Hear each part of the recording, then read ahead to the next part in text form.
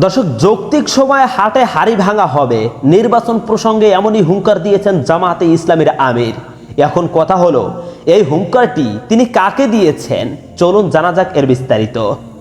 দর্শক, আজকের সংবাদের শিরোনাম হলো যৌক্তিক সময়ে হাটে হাড়ি ভাঙা হবে, নির্বাচন প্রসঙ্গে জামায়াতে ইসলামের আমিরের এই বক্তব্যটি আজকে আপনাদের সামনে তুলে ধরব। বাংলাদেশ জামায়াতে ইসলামী যৌক্তিক সময়ে নির্বাচন চায় বলে মন্তব্য করেছেন দলটির আমির ডাক্তার শফিকুর রহমান। যৌক্তিক সময় কতটুকু, এমন প্রশ্নের জবাবে তিনি বলেন, যৌক্তিক সময়ে হাটে হাড়ি ভাঙা হবে, দেরি করব না, সেই সময়টি যখন আসবে তখনই বলা হবে।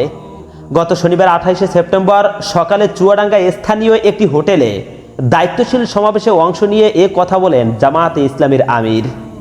অন্তর্বর্তী সরকারের প্রতি আহ্বান জানিয়ে ডক্টর শফিকুর রহমান বলেন, আবেগের বশে জাতির প্রত্যাশার বাইরে যেন কাজ না করা হয়, জাতির চেতনাকে তারা যেন ধারণ করেন, 24শে বিপ্লবের চেতনাকে তারা যেন সম্মান করেন।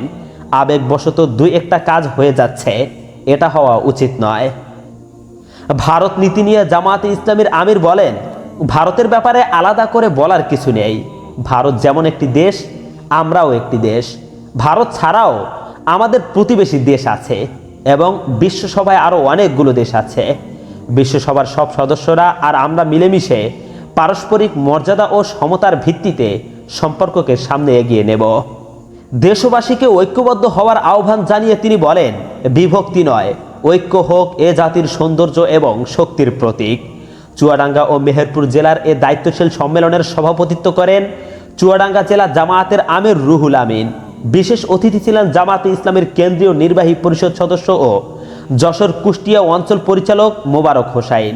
সবাই আরও উপস্থিত ছিলেন কুষ্টিয়া জেলা জামায়াতের আমির আবুল হাশেম, চুয়াডাঙ্গা জেলা জামায়াতের নায়েবে আমির মাওলানা আজিজুর রহমান, মেহেরপুর জেলা জামায়াতের নায়েবে আমির মাওলানা মাহবুবুর রহমান সহ প্রমুখ। দর্শক, জামায়াতে ইসলামের এই আমির আরও একটি সুন্দর খবর জানিয়েছেন, তা হলো জামায়াতের সদস্যরা আগে পাল্টাবে, তারপরে দেশ, জানিয়েছেন জামায়াতের আমির ডক্টর শফিকুর রহমান।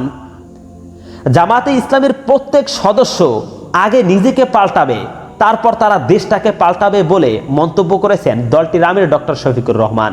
তিনি বলেন, আল্লাহর সৃষ্টি যা আছে সবগুলোকে সম্মান করতে হবে, মানুষকে মানুষ হিসাবে মনে করব এবং আমরা তাদের সবাইকে আল্লাহর পথে ডাকব। শনিবার 28শে সেপ্টেম্বর বেলা 11টার দিকে পাবনা এডওয়ার্ড কলেজ মাঠে জামায়াতে ইসলামের পাবনা জেলার ষান্মাসিক রুকুন সম্মেলনে প্রধান অতিথির বক্তব্যে এসব কথা বলেন তিনি। আমিরে জামায়াত বলেন, আমাদের বিরোধিতা যারা করেন আমি তাদের অভিনন্দন জানাই, তারা বিরোধিতা করেন বলেই এই সংগঠনের চর্চা হয়। পাবনার একটি ঘরও বাকি থাকবে না যেখানে আমরা তাওহীদের দাওয়াত পৌঁছাবো না। তিনি আরও বলেন, বৈষম্য এখনো দূর হয়নি, সাময়িক একটা স্বস্তি এসেছে, আমরা ছোটখাটো সব বৈষম্য দূর করব ইনশাআল্লাহ। আগস্ট বিপ্লব আমাদের সুদে হুদাইবিয়ার পরিবেশ সৃষ্টি করেছে, মাত্র 2 মাসের ব্যবধানে এই বাংলাদেশ পাল্টাবে কেউ কল্পনাও করতে পারেনি। যারা বুক পেতে লড়াই করেছে তাদেরকে যেন দিনের জন্য আল্লাহ কবুল করেন। জেলা জামায়াতের আমির অধ্যাপক আবু তালেব মণ্ডলের সভাপতিত্বে এবং জেলা সেক্রেটারি অধ্যক্ষ হাফেজ মাওলানা ইকবাল হোসাইনের সঞ্চালনায় বক্তব্য রাখেন কেন্দ্রীয় জামায়াতের সহকারী সেক্রেটারি জেনারেল মাওলানা রফিকুল ইসলাম খান, কুষ্টিয়া জেলা জামায়াতের আমির অধ্যাপক মাওলানা আবুল হাশেম, সিরাজগঞ্জ জেলা আমির অধ্যক্ষ শাহিনুর আলম, নাটোর জেলা আমির ডক্টর মীর নুরুল ইসলাম ও পাবনা জেলার সাবেক আমির আব্দুর রহিম প্রমুখ। প্রিয় দর্শক, জামাতে ইসলামের আমিরের এই বক্তব্যটি কিন্তু খুবই সুন্দর।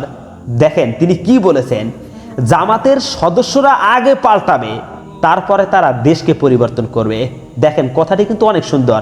আপনি যদি আপনার নিজের দলীয় নেতাকর্মীদেরকে পাল্টাতে না পারেন, তাদেরকে যদি সুদ ঘুষ এবং চাঁদাবাজি থেকে ফিরিয়ে আনতে না পারেন, তাহলে তারা দেশকে কিভাবে রক্ষা করবে, দেশকে তারা কিভাবে পরিবর্তন করবে? যারা সুদ ঘুষ চাঁদাবাজিতে লিপ্ত এই সমস্ত লোক যদি ক্ষমতায় আসে, তাহলে তো তারা দেশটাকে ধ্বংস করে ছাড়বে, দেশের সম্পদ তো তারা লুটপাট করে বিদেশে পাচার করবেই। যাই হোক প্রিয় দর্শক, জামাতে ইসলামের আমিরের এই সংবাদটি কিন্তু অত্যন্ত গুরুত্বপূর্ণ। আগে জামাতে ইসলামের সদস্যরা পাল্টাবে, তারপরে দেশ। খবরটি অত্যন্ত ভালো লেগেছে আমার। যাই হোক বন্ধুরা, আজকের ভিডিওটি এই পর্যন্ত। পরবর্তী সংবাদটি পেতে এখনই আমাদের চ্যানেলটিকে সাবস্ক্রাইব করুন। আসসালামু আলাইকুম ওয়া রাহমাতুল্লাহ।